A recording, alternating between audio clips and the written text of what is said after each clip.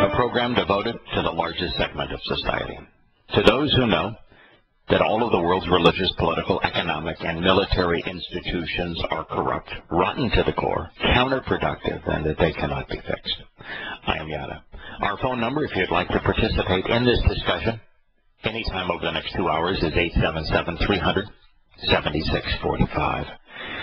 You recall a few weeks ago how the Abominator was having a tizzy fit over the fact that Netanyahu would be speaking to the U.S. Congress regarding the president's negotiations with Iran over their nuclear bomb program.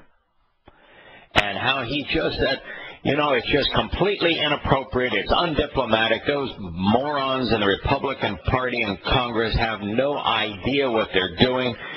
America should never allow a politician to come and speak before Congress when said politician is nearing a re-election campaign.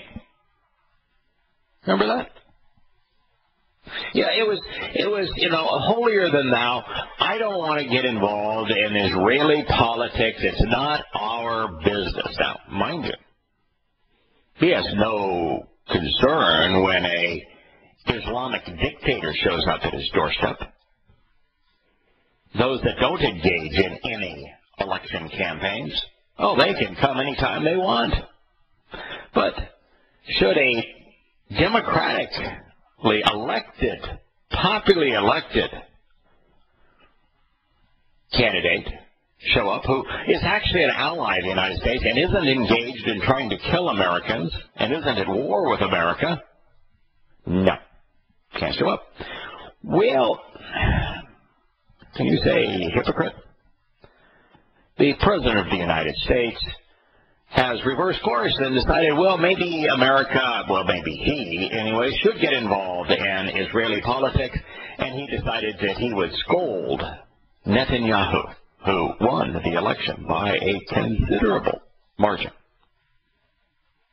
So this reporter, recognizing that the duplicity, but trying to make the president look mature, begins their report by saying, I think this is from the BBC, after staying mum on Israeli issues in the run-up to the election. In other words, after shunning Netanyahu and not allowing him not only to visit the White House during his trip to Washington, but to publicly condemn Netanyahu for speaking openly on the single most important issue of our time, which is the Iranian nuclear program. Now, that's not exactly staying mum. He openly condemned it. He says what Netanyahu was doing was destructive, that it was counterproductive, that it was inappropriate, that he was ruining the American-Israeli relationship. So he didn't stay mum on it. He was derogatory. But, you know, these reporters are in lockstep with the Abominator. They're part of the problem. So after staying mum, which is a lie, on Israeli issues in the run-up to the election, the White House on Wednesday broke its silence. By the way, I know the White House has windows. It has doors. The White House has driveways. But does the White House have a mouth? How does the White House speak? The Abominator can speak. The Abominator's minions can speak. So why don't they say the Abominator told his minions to go out and tongue-lash Netanyahu? It's not the White House. Don't give him that credit. Don't give the institution that stain. The White House on Wednesday broke its silence, answering Prime Minister Benjamin Netanyahu's victory with fresh criticism and making it clear that a new rift has opened between U.S. and Israeli leaders, this time over Palestinian statehood. A new rift. You tell me how it's a new rift. How could you have a bigger rift than the one that exists between the Muslim-favoring, anti-Semitic dictator wannabe of the United States, the megalomaniac and necrophiliac president, and all things Israel? How could you have they're in opposition in every possible way. But this is new, according to this numbskull reporter. And it's over, of course, Palestinian statehood. I would like you to tell me how you came up with that name, dear reporter, Palestinian. Please. Why don't you tell me who are the Palestinian people? Why don't you tell me where there is a state called Palestine? Where there has ever been a state called Palestine? Please. If your job is to report accurately, please tell me where there is a Palestinian people. Where there have ever been a Palestinian people. Where there has ever been a state of Palestine. Please tell me. And you can't. Because there aren't and there never has been. In its first public response to Netanyahu's election triumph, White House Press Secretary John Ernst, who's anything but, said President Obama still believes in a two-state solution. You know, that just rolls off the tongue. Two-state solution? Oh, we could solve the whole mess with a two-state solution. Except the two states have no chance, zero, of existing together. None. And to think they can is to be completely ignorant of Islam and of human history. It's to be ignorant of everything, including what was the condition of the West Bank and Gaza prior to 1948. At that point, there were 3 states. And a 3-state solution sure as hell didn't work. The West Bank was part of Jordan. The Gaza was part of Egypt. Israel was part of a British mandate. There was a 3-state solution. It was no solution. It was completely and totally dysfunctional. So 3 states didn't work. You tell me why 2 would work. Why don't you review everything that has happened with the PLO, with Fatah, and with Hamas, and the Muslims in Israel, since the United States decided that it would play advocate on behalf of Islam to slice Israel into pieces and give it to those who have terrorized the nation. Every time there's been an agreement, the Muslims have welched on the agreement, universally, without exception. Everything they have been asked to do, they have failed to do. Every time they sign an agreement, the person who signs the agreement says, hey, understand, I did this in the spirit of Yahowah. Well, every Muslim knows that when you combine the hadith regarding what occurred at Yahowah with the Quran's ninth surah that explains it, what you find is that, according to Muhammad, Allah in his Quran, is that any agreement between a Muslim and a non-Muslim is not binding on the Muslim. So you have to be completely ignorant of the Quran, of Islam,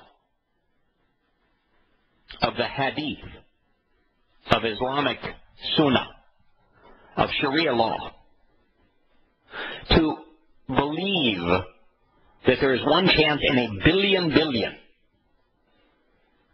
that the Muslims and the terrorists to whom a state is given will live peacefully in that state and allow Israel to exist alongside.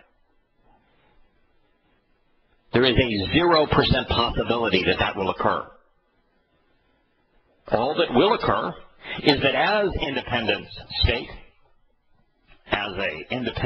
although it's on both sides of Israel, strangling Israel at her waist, where she is most vulnerable, where 70% of the population live.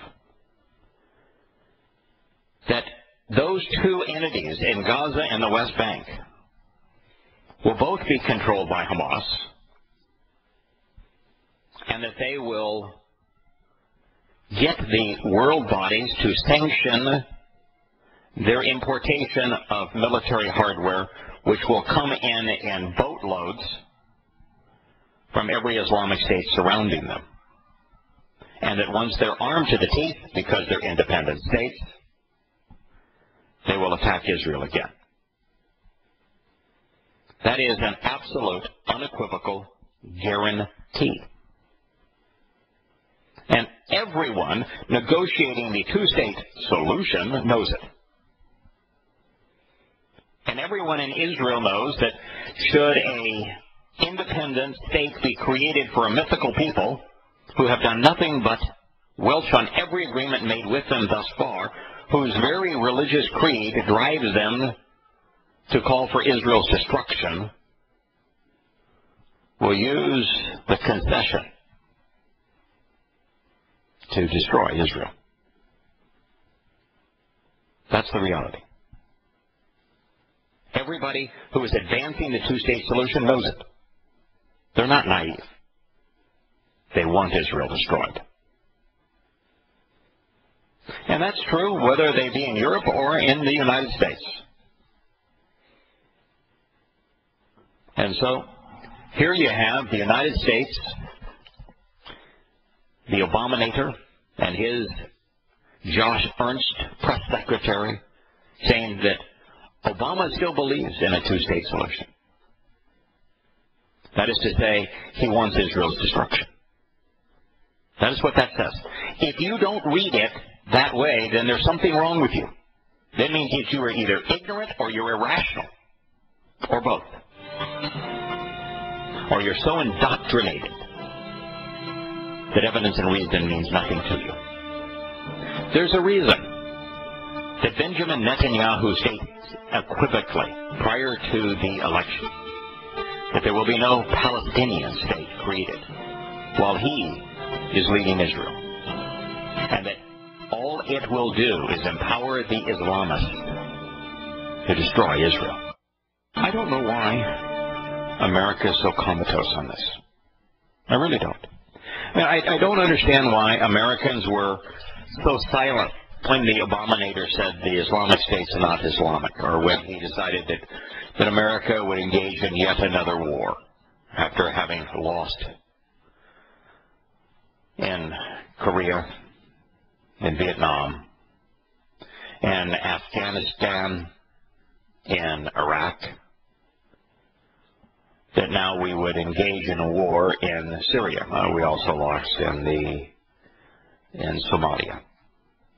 And of course, we lost badly in Libya, and we engaged there too.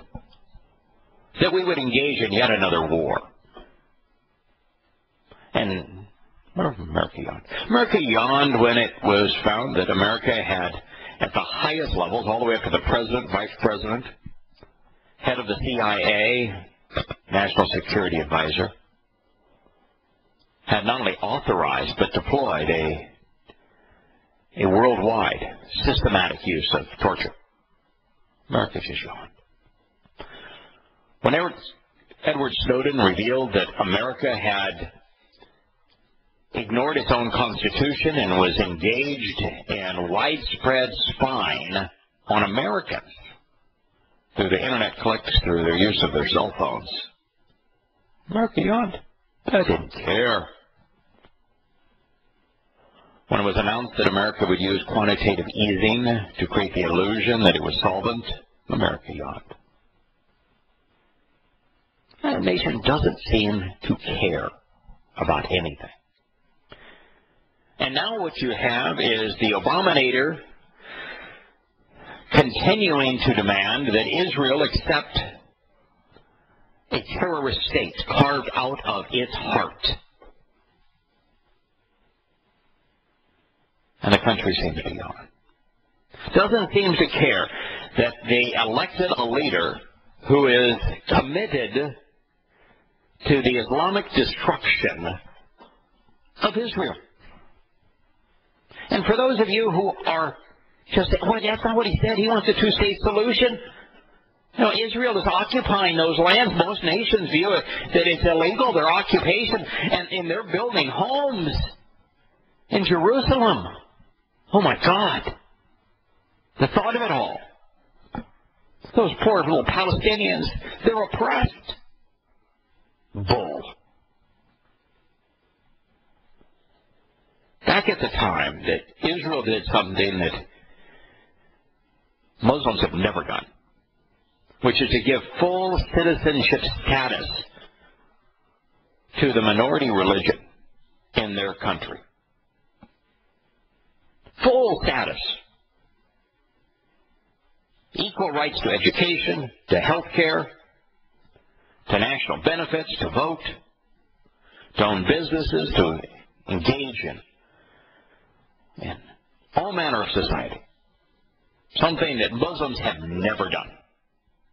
Israel did. And as a result, the Muslims in Israel, from 1948 up to the first intifada called by the ugly one, Yasser Arafat, of the PLO, which was a call for Muslims, since they could not defeat Israel militarily, even though they outnumbered Israel 100 to 1, that after the failures in 67 and 73, militarily, Yasser Arafat of the PLO, and his PLO still exists, that governs the West Bank, declared a terrorist assault, an intifada, an uprising against Israel. And they began to kill Jews by the scores until it was into the thousands through suicide bombers. And that's the nature of this entity. And prior to that time, between 1948 and the time that Yasser Arafat told Muslims living in Israel to become terrorists and to murder Jews, the Muslims living in Israel were absolutely, unequivocally the best educated, freest, wealthiest, healthiest Muslims living anywhere in the world. But what has happened since that time? Since they have turned to terrorism, since they have indoctrinated their children in Islam to hate Jews, to want to kill Jews, since they've engaged in this terrorist campaign, they're like Muslims the rest of the world over. Impoverished, enraged, hateful, spiteful. Why doesn't the world condemn them? The mouth of the White House acknowledged Wednesday that the U.S. would have to reevaluate its position on the Israeli-Palestinian conflict in light of those comments. There is no Palestinian-Israeli conflict. And that whole construct, if you view the situation from that perspective, you are lost. You have no chance of understanding what is occurring. This is like saying that there's an Arab-Israeli conflict or war. Muslims in the Quran and in their Sunnah, in their Hadith, are indoctrinated to despise Jews, to see Jews as their mortal enemy, to kill and destroy Jews and Israel. That's what the Quran calls for. That's what Muhammad attempted to do. And so, if you're a Muslim, you either have to be a bad Muslim and to be wholly ignorant of the Quran, Hadith, Sunnah, and Muhammad, and the fact that he murdered, terrorized, raped, and robbed every Jew within reach by camel of Mecca and Medina. In fact, he hunted them to extinction and had to change those he sought to plunder to Christians in the final surah of the Quran. And so to think that the Israelis are being belligerents, that they're somehow in a conflict against a mythical creation called Palestinians, is to be unaware that Jews have never, ever, not once, in the 1400 years that Islam exists, Jews have never been the aggressor. All they've done is attempt to defend themselves against the constant onslaught of Islam. This is not a Palestinian-Israeli conflict. It is a Muslim conflict against Israel. It is full stop. There's nothing more to it than that. So long as Israel exists, so long as Jews exist, Muslims will seek to destroy one and to obliterate the other. That is what the Quran mandates. That is what Muhammad attempted to do. That is Sharia. That is Islamic Sunnah. It's fundamental to the religion. So not only isn't there such a thing as a Palestinian, and to say that it's the Israeli-Palestinian conflict, to suggest that Israel is responsible for the terror inflicted upon it, for the wars that have been brought to bear against it, is to be so stupid, to be so ignorant, to be so irrational, that you ought not be given a platform to speak on this issue. The journalist ought not be able to write on it. The politician ought not be able to speak on it if they're going to twist reality to this point. Netanyahu was right when he said that all the creation of a Palestinian state will do is to give Muslims the ability to destroy Israel. That's it. That's the only reason they want it. There was no call for a Palestinian state. There were no people called Palestinians. There was no place called Palestine prior to 1948. They were simply Muslims living in the West Bank. They were simply Muslims living in Gaza. One controlled by Egypt, the other manipulated and controlled by Jordan. And those Muslims, prior to 1948, they were living in Israel, were controlled by the Brits. That's the reality of it.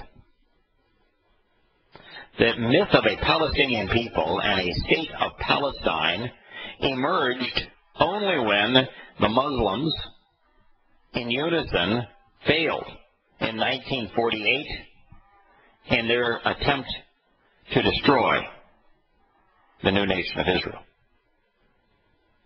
And then again in 67 when they failed again. And then in 74 when they failed again.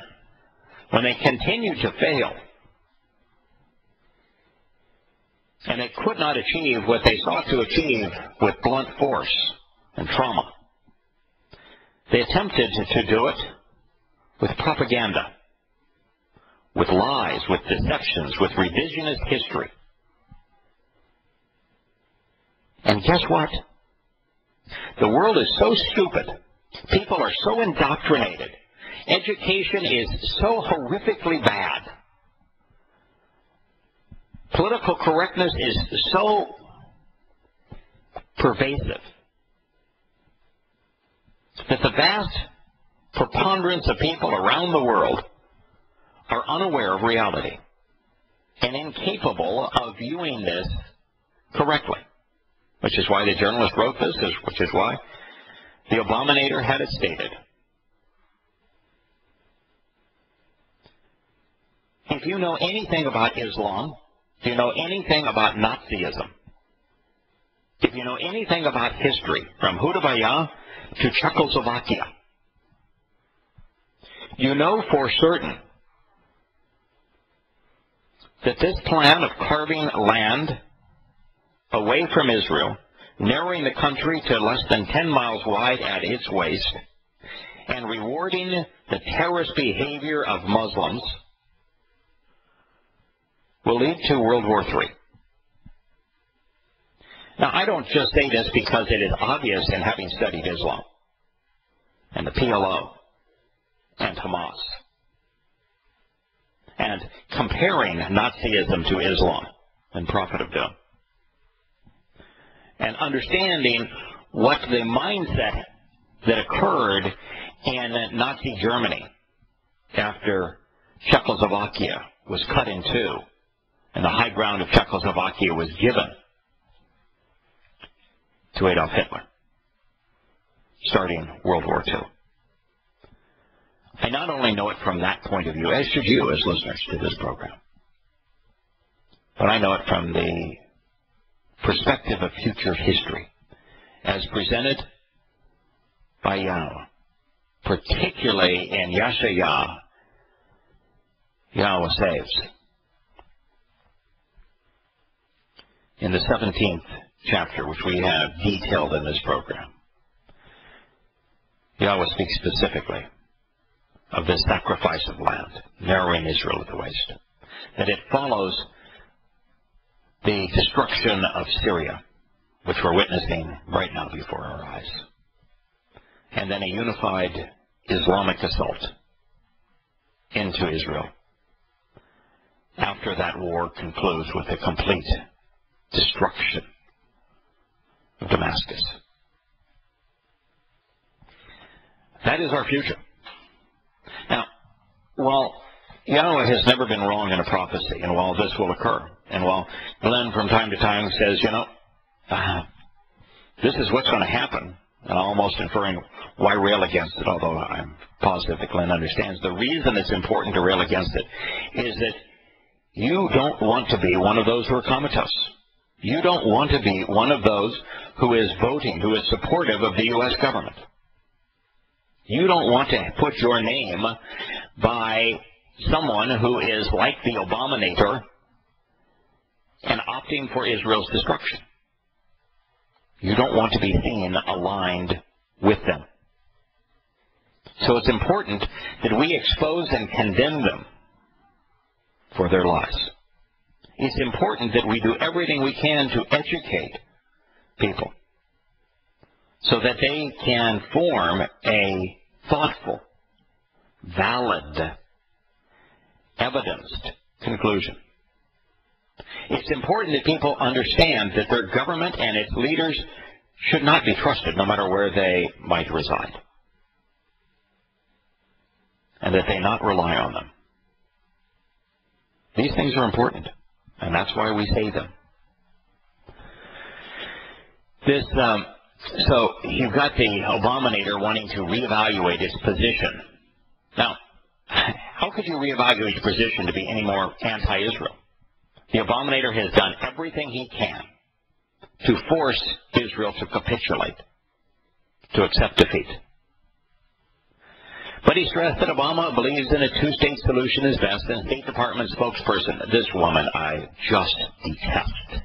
Her name is Jen Psaki. We've stated a number of her comments on this program. She is reprehensible. Clarified that the administration absolutely will continue to push for this. Now, Netanyahu made it clear, as did the Israeli voters, that the creation of a Palestinian state would mean the end of Israel.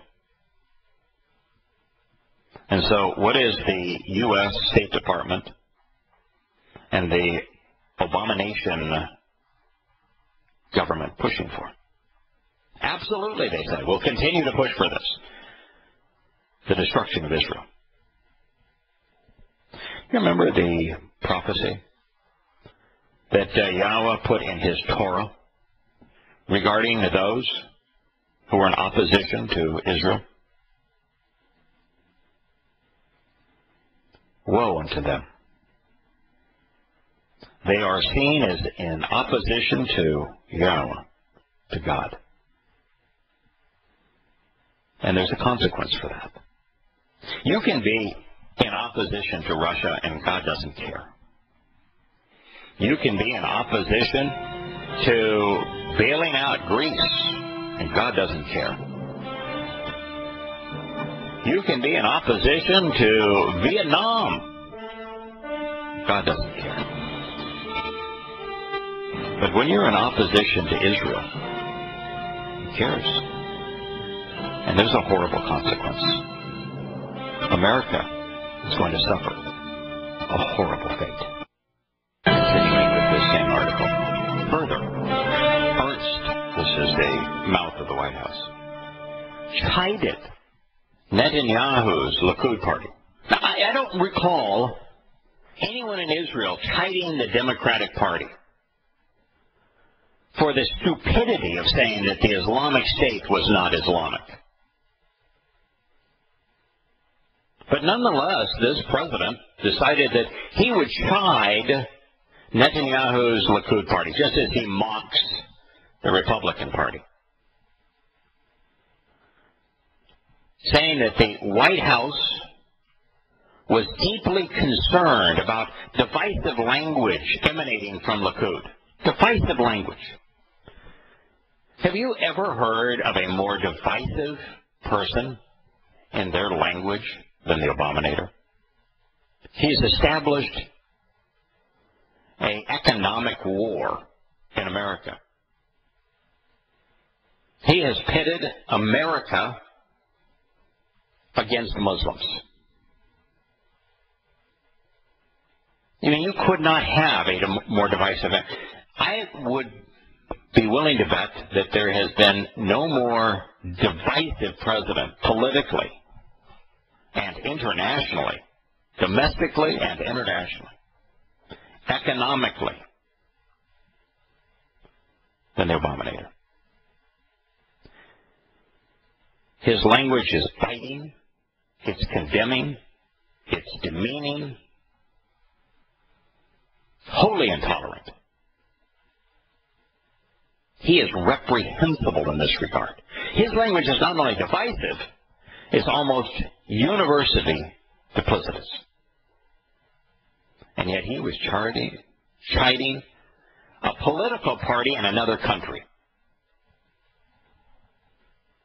Now, you know, you want to hear divisive language, you should listen to the numbskulls that are the result of the armed insurrection in the Ukraine, in Kiev. You want to hear divisive language. Oh, but we're doing everything we can to prop them up. Another $25 billion.